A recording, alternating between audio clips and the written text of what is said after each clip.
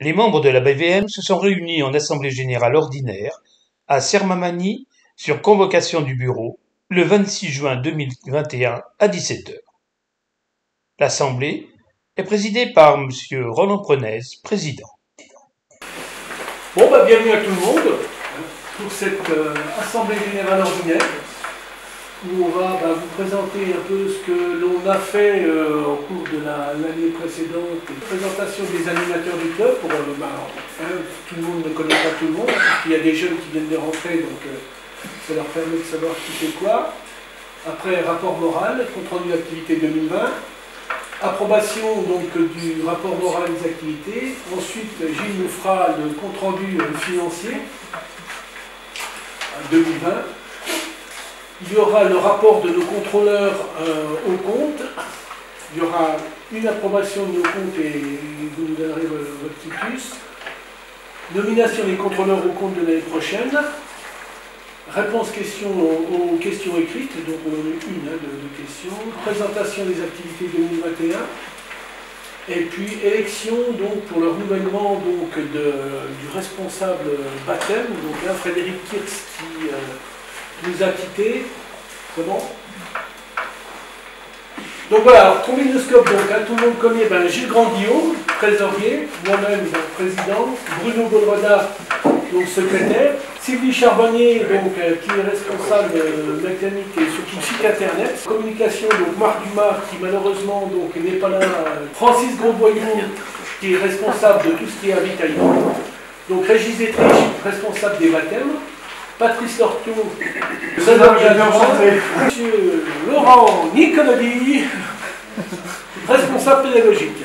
Les instructeurs, donc maintenant vous les connaissez tous, Sylvie Charbonnier, Claude Prévost, qui est là, Laurent Nicolodi et Christian Courtois.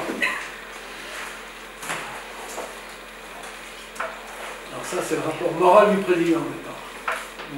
Donc l'année dernière, je vous avais présenté un peu de ce qu'on comptait faire, donc une croissance, instruction, gouvernance, sécurité, ça c'est nos 4 points cardinaux, et puis une volonté de nous moderniser. Donc c'est ce qu'on a essayé de faire au courant de cette année 2020, donc on a fait pas mal de nouveautés, on a eu pas mal de nouveautés, alors notamment au niveau du BIA, donc on a un peu réorganisé le BIA autour de 6 formateurs, donc bénévoles. Donc les travaux, donc vous avez vu qu'on a fait pas mal de choses, notamment on a fini la salle, enfin on a réussi à finir complètement la salle, donc maintenant elle est fonctionnelle, elle nous sert à la fois de salle de réunion, de salles pour faire l'assemblée générale, et puis de salles aussi pour les instructeurs qui peuvent maintenant faire leur briefing, faire leurs cours, Laurent fait ses cours tous les vendredis. Donc on a fait un bon nettoyage du hangar, notamment grâce à un gros coup de main, on peut vraiment remercier, parce que mine de rien, Francis, il ne dit pas grand chose, on n'entend pas beaucoup, mais il a passé des après-midi et des samedis avec sa camionnette tout seul à faire des allers-retours à la déchetterie pour tout nettoyer, pour tout enlever le bazar. Donc ça, on peut lui tirer un grand coup de chapeau, Francis. Bravo. Donc nettoyage du hangar, remplacement des lampes au sodium par des éclairages LED. Afin de limiter la durée de ce compte-rendu, nous vous proposons maintenant un passage en revue des éléments proposés lors de l'AG. En appuyant sur pause, vous pourrez les examiner à votre guise.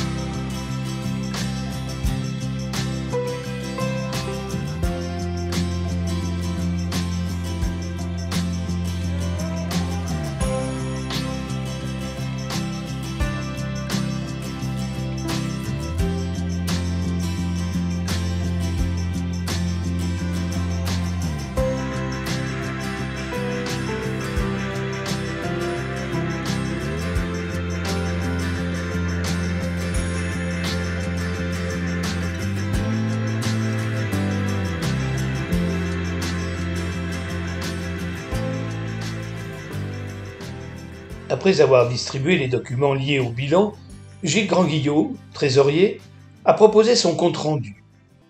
Pour les mêmes raisons que précédemment, voici un passage en revue des projections que vous pouvez approfondir en appuyant sur pause.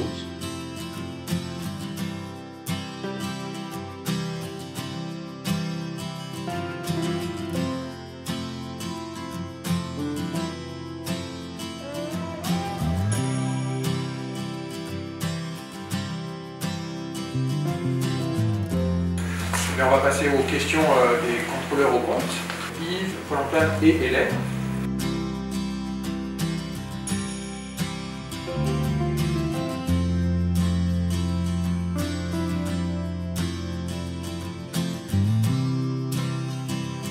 Suite à leur analyse des comptes, les contrôleurs au compte présentent leurs questions.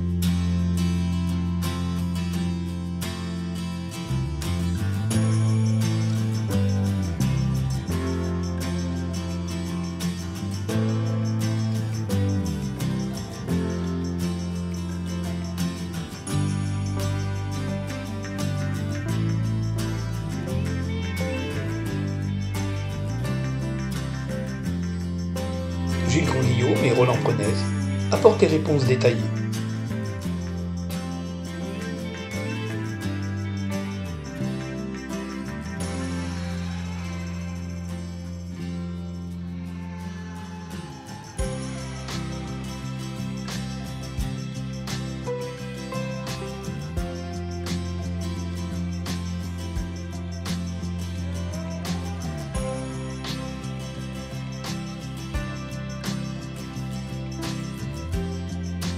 Les contrôleurs au compte donnent un avis favorable à la validation des comptes. Paul-Antoine Chartrain et Jean-Luc Hennebel proposent leur candidature et sont retenus au poste de contrôleurs au compte pour 2021. Question écrite. Quelle formation au sol et en vol pour apprendre à utiliser les nouveaux équipements d'avionique? Donc on vous invite à vous rapprocher de vos instructeurs respectifs pour faire un cours en vol de la manipulation de ces outils.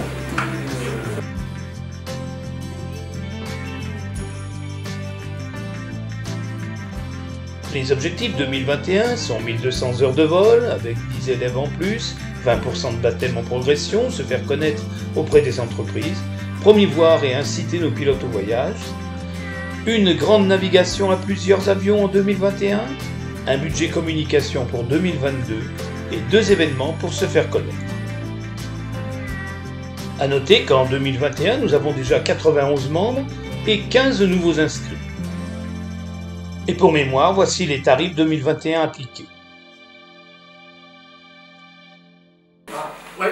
Donc la partie officielle de l'AG est clôturée. Il nous restera à faire l'élection de Régis en fin de parcours. Et là maintenant, on va donner la parole à différentes personnes pour vous présenter les activités de 2021. Le début de la nouvelle présidence a été marqué par des évolutions significatives du site abvm.fr. Les nouveautés sont la boutique, la bibliothèque, l'agenda en ligne, l'approvisionnement des comptes pilotes et le règlement par carte bleue. En 2020, le site a été ouvert un peu plus de 53 000 fois, à peine plus que l'année précédente. Le bulletin est né en décembre 1993. En 2020, il a été téléchargé un peu plus de 5400 fois. À partir du numéro 131 de juin dernier, on a apporté des évolutions graphiques visant à rendre sa présentation plus dynamique. Dans le même temps, l'organisation a été modifiée pour plus de clarté dans les sujets, une partie actualité au début, suivie d'une partie magazine et éventuellement une partie musée. Je voudrais remercier ceux qui donnent du contenu au bulletin, en particulier Antoine Gaucher et Alain Regnon, qui sont de toutes les éditions, mais aussi Sylvie, qui permet la mise en ligne, Roland, notre président, Bruno, notre secrétaire, les membres du bureau, Joël Courteau, Peter Chadwick, Yves Deval, et j'en oublie évidemment. Petit rappel à notre souvenir pour Jean Siron, parti le 24 octobre, un autre pour Colette Giraud, décédée le 8 juillet 2020, et qui fut la première secrétaire femme de l'Aéroclub de Belfort et sa région dans les années 50. Enfin, souvenir pour Michel Guibard, parti le 6 mars 2021. L'activité de la chaîne a progressé de 8,6% sur 2019. Le nombre d'abonnés était de 8287 au 31 décembre 2020. Globalement, nos vidéos didactiques, celles d'Antoine, sont toujours très appréciées et ont assuré le principal de l'activité de la chaîne. Nos visiteurs sont français à 60%, puis marocains, algériens, canadiens et américains pour 2,5 à 3%. Nouveauté cette année, les spots info, destinés aux membres actifs, traitent d'un sujet précis de façon concentrée, si possible en moins d'une minute. Voici le profil des visites, le top 3 des diffusions, toute didactique est d'Antoine Gaucher. Le musée a fait 3162 entrées virtuelles, en progression de 56% sur 2019. Nous poursuivons la collecte d'archives. Ont été ajoutés, cette année, des comptes rendus de réunions ACBR et ABVM, les planches informatiques de 1993 à 2017 et quelques autres documents. Nous avons poursuivi notre travail sur les portraits, avec cette année Paul Foussard et Marcel Henry. Les avions. Cette rubrique a pour vocation de présenter tous les avions qui ont été basés sur le terrain de show. La série actuelle porte sur 4 appareils utilisés à chaud au début des années 30. Enfin, l'expo ratée, je l'appelle ainsi car elle était prête avec l'arrivée du virus et n'a donc pu être présentée. Elle sera proposée pour les portes ouvertes de septembre.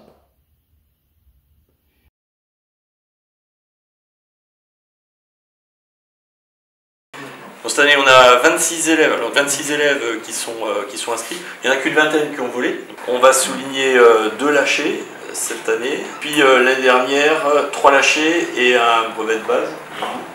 Et vous savez, donc depuis, c'est con, c'était avril 2020, en plein confinement, le brevet de base est passé à la poubelle. Donc ceux qui avaient des brevets de base, il faut les convertir en LAPL. Pour ceux qui souhaitaient poursuivre derrière. Il y a des processus qui sont assez simples en fait pour la levée des restrictions. Parce que quand vous convertissez un brevet de base en LAPL, vous êtes restreint aux 30 km, un seul aérodrome, pas de passagers, avant les 10 heures au titre du LAPL. On peut lever les restrictions assez facilement derrière pour avoir un LAPL plein, quoi. Voir les heures de vol brutes, c'est bien. Ça, c'est la proportion des heures école. Mais bon, on voit que on avait une chute. Alors comment l'expliquer, j'en sais trop rien, mais on est toujours autour de 45%, on était un petit peu moins en 2018-2019.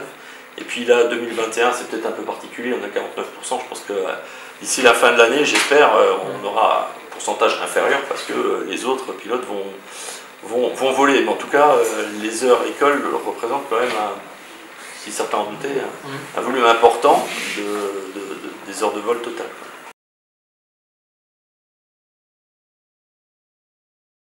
En orange, c'est les 120, le C72 en gris et puis le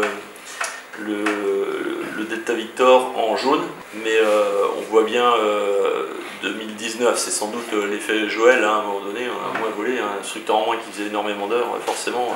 Le temps que ça se reporte, plus quelques abandons, ça s'est senti.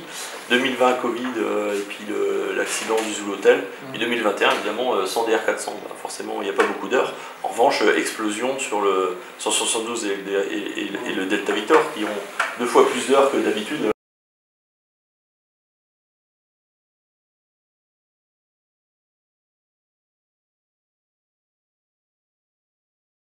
Ce sera rapide, la session cette fois-ci c'est terminé, c'est une bonne nouvelle parce que je vous rappelle qu'il y a un an on a traîné la session précédente jusqu'au mois d'octobre. Donc on a un peu innové cette année puisqu'une partie de la formation a été assurée par les formateurs du club en distanciel. Au 1er septembre dernier on ne savait pas du tout ce qu'on allait faire. Un rappel pour tout le monde, je ne sais pas si on sait les uns les autres ce qu'est le BIA. C'est avant tout un diplôme, le premier diplôme aéronautique qui permet un certain nombre d'avantages à l'arrivée dans le club, ensuite pour pour les élèves, hein, pour pouvoir voler, pour pouvoir adhérer. On a vu tout à l'heure sur les coûts des adhésions. Mais c'est surtout une formation dans les 5 domaines que vous voyez là. Une formation qui est d'un très bon niveau. C'est ce qu'on retrouve dans le BPL. On a réussi à fédérer au mois de septembre 11 gamins sur l'ensemble des lycées belfortins. Il y a de mémoire 9 qui se sont présentés à l'examen et 7 ont été reçus. Ça permet aussi à des gamins de seconde de se rendre compte qui ont l'habitude dans nos établissements, là je change 15 secondes de casquette, il y a beaucoup de gamins qui réussissent sur comment dire, leur naturel parce qu'ils ont entendu, ils ont capté, ils ont suffisamment vif et ils réussissent à faire. Là, ceux qui ne bossent pas, même s'ils sont bons, se plantent. Juste une remarque cette année aussi, les autres années, on réussissait à faire voler les candidats avant l'examen. Et ils comprennent quand même, enfin c'est bien de voir le côté pratique, après le côté théorique, ça permet d'asseoir. Là, avec le confinement, l'interdiction des vols en dehors de l'instruction, enfin des gens du club, il n'y en a aucun qui a volé avant l'examen. Donc ils sont vraiment arrivés avec juste ce qu'ils avaient vu en technique. On est en train de les faire voler seulement maintenant avec Claude. Voilà, donc 2 actions notables pour les gamins. L'accueil de nos élèves à la Villa Sancerre, c'est la photo qui était affichée en premier. Le capitaine Robin Legendre qui est venu faire une intervention devant les élèves pour expliquer ce qu'était son métier.